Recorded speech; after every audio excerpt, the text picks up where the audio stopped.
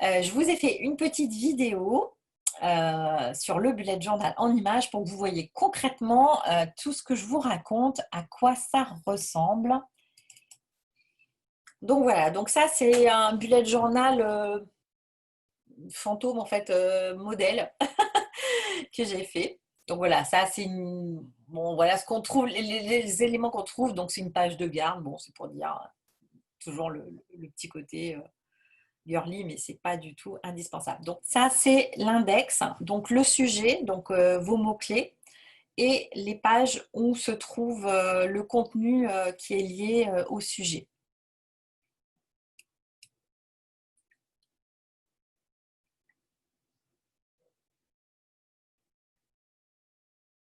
Alors, après l'index, en général, on trouve la feuille de route annuelle.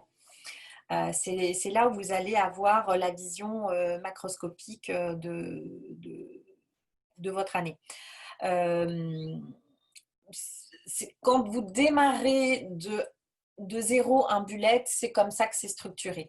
Maintenant, moi par exemple, en cours de route, un bullet, ça en général, enfin moi, les Rhodia, ils ont 224 pages. Ça m'est arrivé de devoir refaire des feuilles de route annuelles parce que j'avais pas beaucoup consommé de pages en milieu de journal. Et c'est tout à fait faisable. Ou alors de le faire à la fin si vous avez besoin de rajouter des choses. Donc la feuille de route annuelle, voilà, ça se présente comme ça. Donc, c'est des petits calendriers, c'est un mini calendrier et vous venez simplement noter des grandes dates clés. Donc là, voilà, pareil, j'ai colorié les dates et on va venir noter la grande date, enfin une date clé avec l'événement associé. Donc, je vous dis, c'est vraiment une vision macroscopique, hein.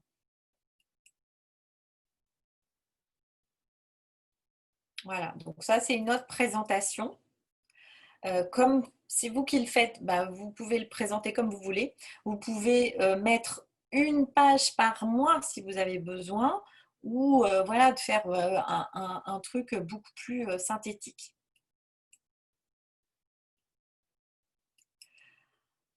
Alors maintenant, on passe à la feuille mensuelle. Donc en général, vous avez votre index, vous avez votre vision annuelle. Et puis, bah, quand vous commencez le bullet, quel que soit le moment de l'année où vous le commencez, vous allez faire votre feuille de route mensuelle si ça vous est nécessaire d'avoir une vision globale mensuelle.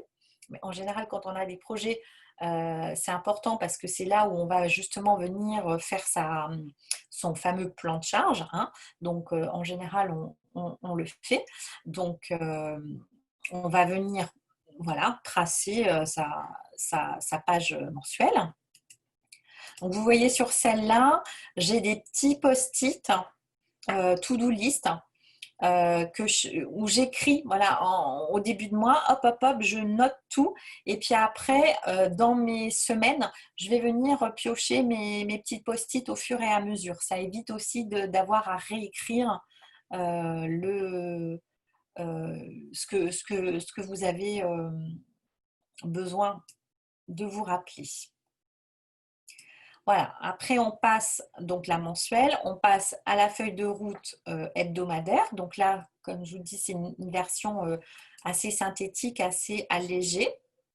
Donc ça, bon, allez, on est un peu passé un peu vite, mais voilà, où là on note juste les rendez-vous et puis il y a une petite partie tout doux. Donc soit vous la complétez au fur et à mesure, soit vous piochez votre petit post-it, vous le transférez de la page mensuelle, vous le collez à la page de la semaine. Ça, c'est une version plus complète, hein, donc avec un tracker.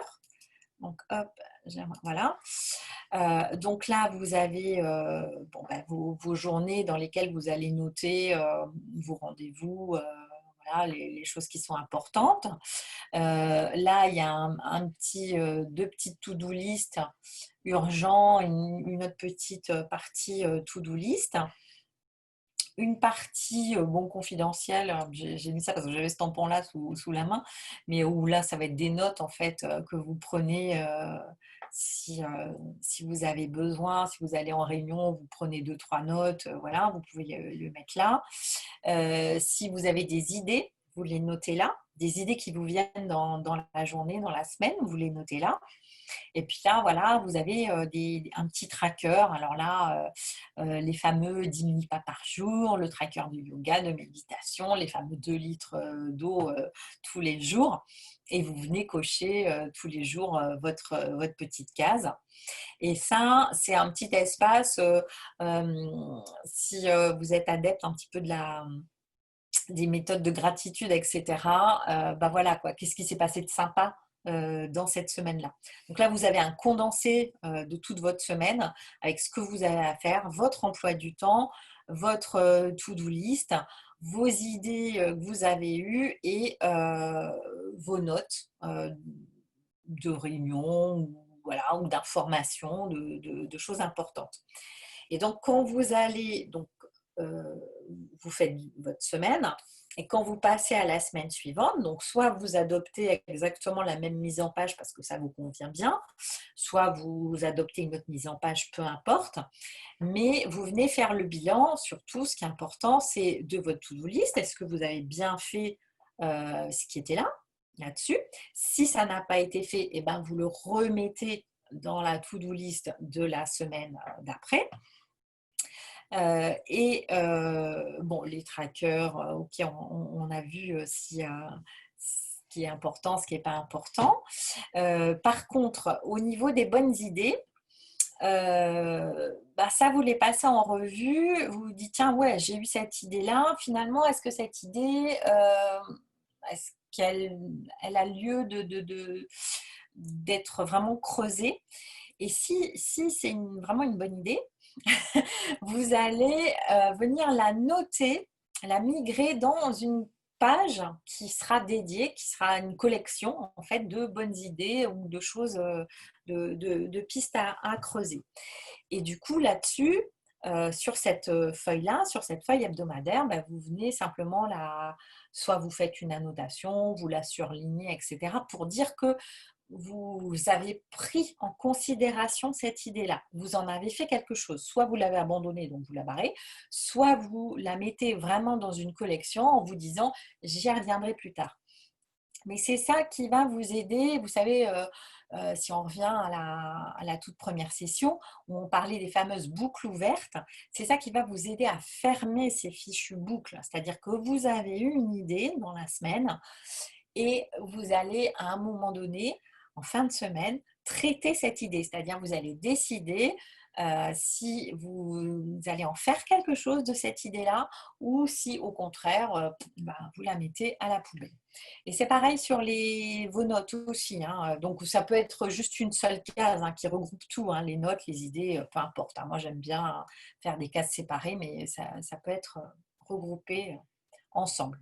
C'est pareil si on vous a donné une information importante, que vous l'avez notée, soit c'est quelque chose que vous voulez retenir et pareil, vous allez la positionner dans une page de collection ou vous allez voilà, l'archiver ailleurs où ça vous sera utile.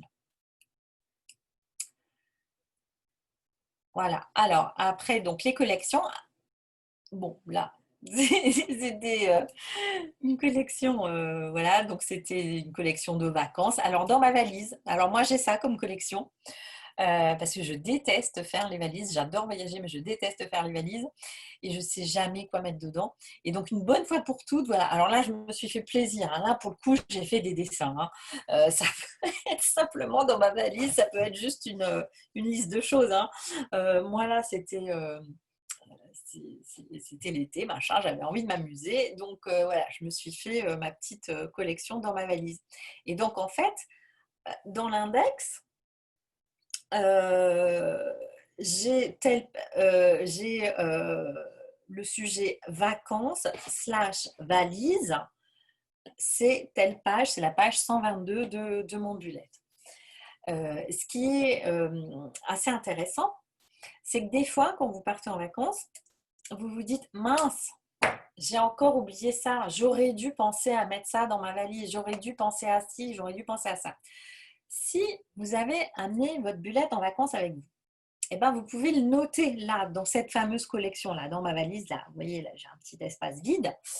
Et ben, là, je peux venir noter, tiens, j'avais pas pensé à prendre ça, mais finalement, ça m'est utile.